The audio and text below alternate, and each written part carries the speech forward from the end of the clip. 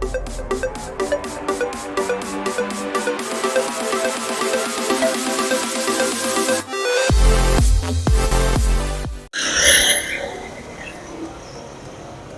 guys, magandang araw sa inyong lahat. Welcome back sa aking YouTube channel, Jertech PH. So guys, meron tayong gagawin ngayon na Sony Bravia. Ito yung kanyang pangalan, Sony. Ito ay 32 inches. So ang kanyang problema, yung kanyang kulay. Abnormal yung kanyang display. Tapos meron pa siyang mga guhit dito na pino. Okay, at saka iba yung kulay niya. Violet, minsan green. Okay. So ayan. So ito yung ating titingnan ngayon. So tingnan natin yung kanyang model. Ito yung model niya ay KLV-32R422B. Ordinary TV lang ito guys. Okay. So yan. So ngayon bubuksan natin at alamin natin yung problema nito. Okay.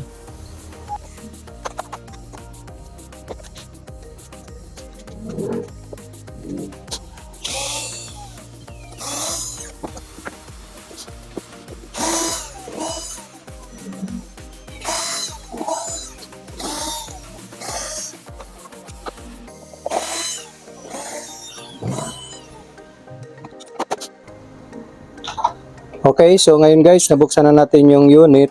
So ito guys yung kanyang board. Separate po guys yung kanyang power supply. Ito yung kanyang power supply. Separate. So ngayon dahil ang problema nito ay sa kanyang display, dito tayo magpo-focus sa source board dito sa baba. So, tatanggalin muna natin ito.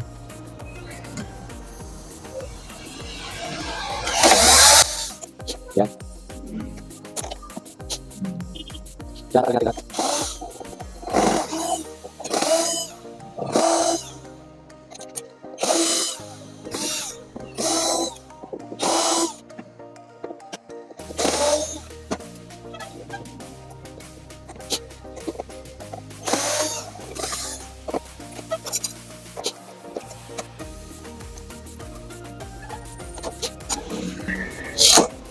Tanggalin muna natin yung speaker kasi nasa ilalim kasi yung kanyang source board.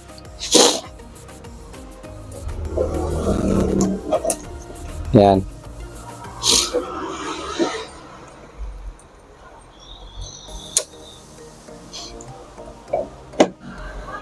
Okay guys, so ito na. Ito yung kanyang mga clock signal. Yan, makikita naman natin i-zoom natin. So, ito yung clock signal niya. Ito yung CKBB2, CKBB1, then CKB2, then CKB1.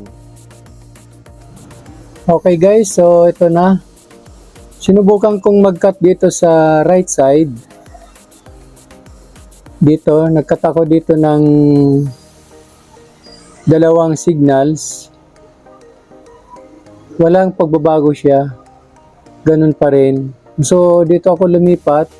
Una kong kinat yung CKBB2 saka CKB2. So, meron pa rin siyang problema. So, ang ginawa ko guys, kinat ko na lang lahat. Yung 4 na clock signal. Tapos, sinama ko na yung Bcom. Itong Bcom na ito is 6.5 volts ito. Ito yung Bcom niya. Tapos, CKB1, CKB2, CKBB1, then CKBB2. So, bale, 5 ang kinat ko dito. So ngayon, inobserbahan ko na siya ng 20 minutes to 30 minutes. Pero wala naman pagbabago na. Okay na siya, oh. Ayan, oh. Dati kasi mga 10 minutes lang, nag-iiba na yung kulay niya. So ngayon, 30 minutes na, halos 30 minutes ko na itong inobserbahan. So, hindi na nagbabago. Normal na siya, oh. Ayan, oh. Makinis, walang issue. Walang hairlines. So, ibig sabihin ito guys, yung may problema.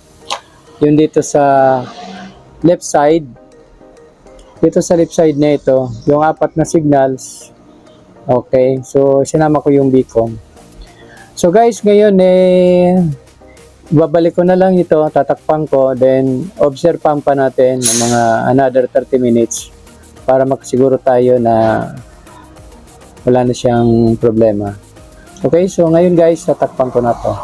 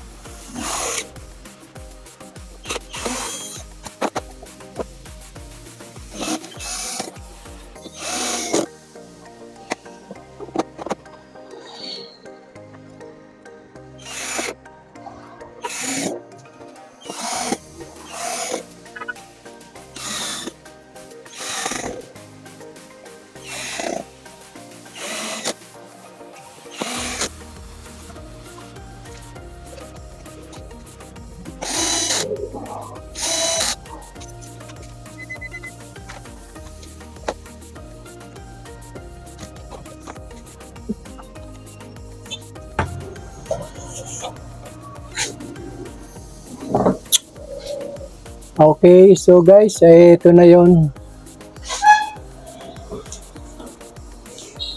Ayan. Okay na siya guys. So, ngayon, obserbahan natin ng mga 30 minutes. Alamin natin kung hindi na siya magbabago.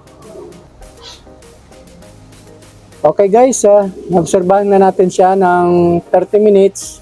So, wala na rin siyang pagbabago. Okay, so guys, maraming salamat sa inyo. And God bless. Bye-bye.